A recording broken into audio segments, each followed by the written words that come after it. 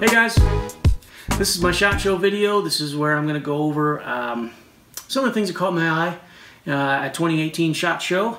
And I've got all my paperwork and books and all that in front of me here. So some of this is going to be pictures straight out from the book, but that's the best place, in my opinion, for you guys to get the information in a nice chart, easy to read format. And then of course I'm going to throw in some pictures from me at SHOT Show and go over that as well. So hope you enjoy it.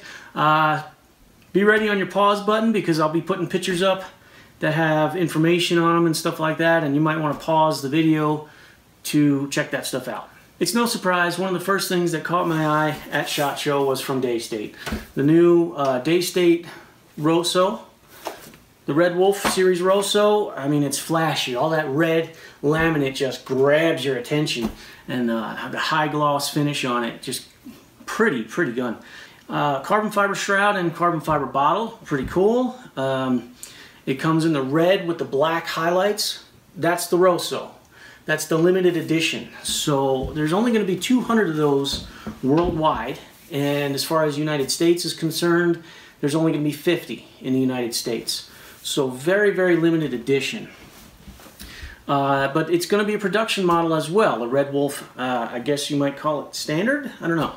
But that's going to be kind of the reverse coloring as the Rosso. So instead of all that red, you're going to have the black or the gray laminate as the primary color, and then you're going to have the red laminate as the highlights. And then there's the walnut edition, and you know, Daystate, they use Manelli Italian walnut, and it's almost always gorgeous. It's rare that I've ever seen a Daystate that doesn't look beautiful.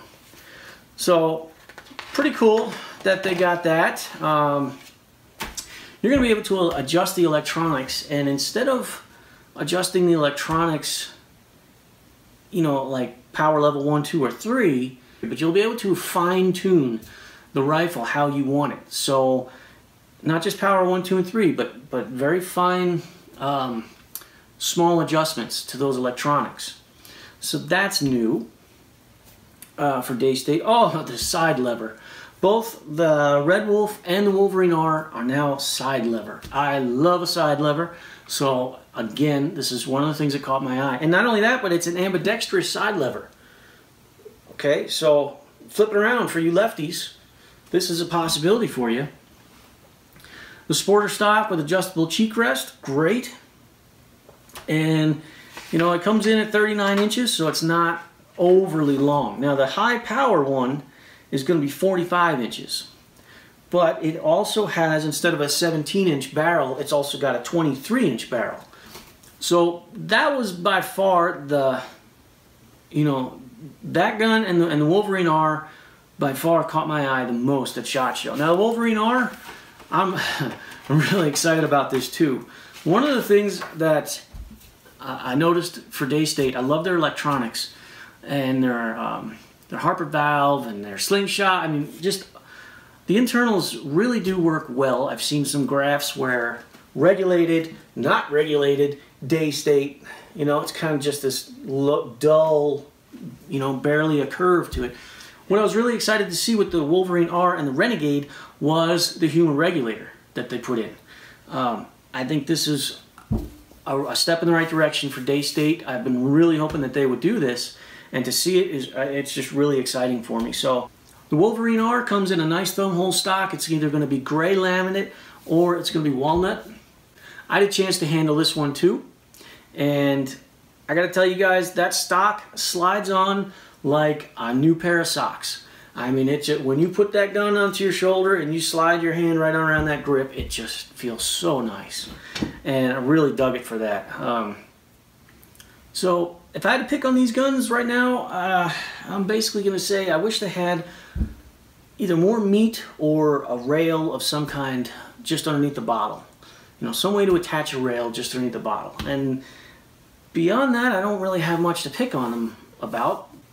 So, hanging at the Daystate booth a little longer, we've got the Renegade and Renegade HR. The R again, once again, stands for a regulator, a humor regulator in there. And I'm glad Daystate went with Huma because I don't know if it's Huma or Huma, but whichever. I'm glad they went with them because I've been reading about them on the forums, and the feedback that people are giving is always good. It's always like, wow, this was a great change I made to my rifle. And next up is Lokaway targets. What I kind of dug about this was I'm kind of a DIYer. I like to just do stuff myself. And I really liked their little target walker, and I want to maybe try to weld up something like that and make it for myself. And then on top of that, I liked on their shooting tree, I liked the spinner on the top, with three targets. And the reason I like that is because if you shoot target and it spins around, blah blah, whatever, okay, the other two should be at kind of an angle. And so instead of shooting at a circle like this, you're shooting at something that's only like that. I like that it's a varying degree of difficulty. And if it spins just right, I mean, you might have the blade of that target, it might just be right on the edge, and it doesn't get much harder than that. So I kind of dug that. I want to see if I can do something like that and maybe put it on top of my steel plinker shooting tree.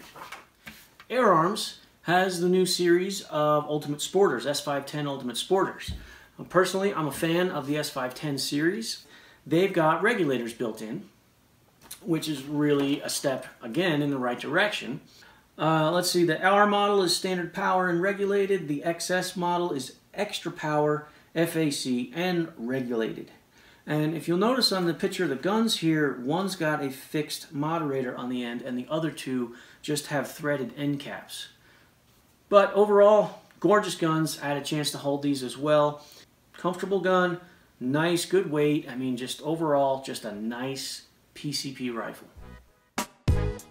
Hey guys, as I'm editing this, I'm realizing that it's going to end up being about 45 minutes. And that's a bit long for one video. So I've decided to break it up into a multi-part series. So stay tuned for that. Everything's on the computer and going through the editing process, so I should be able to knock these videos out one right after the other.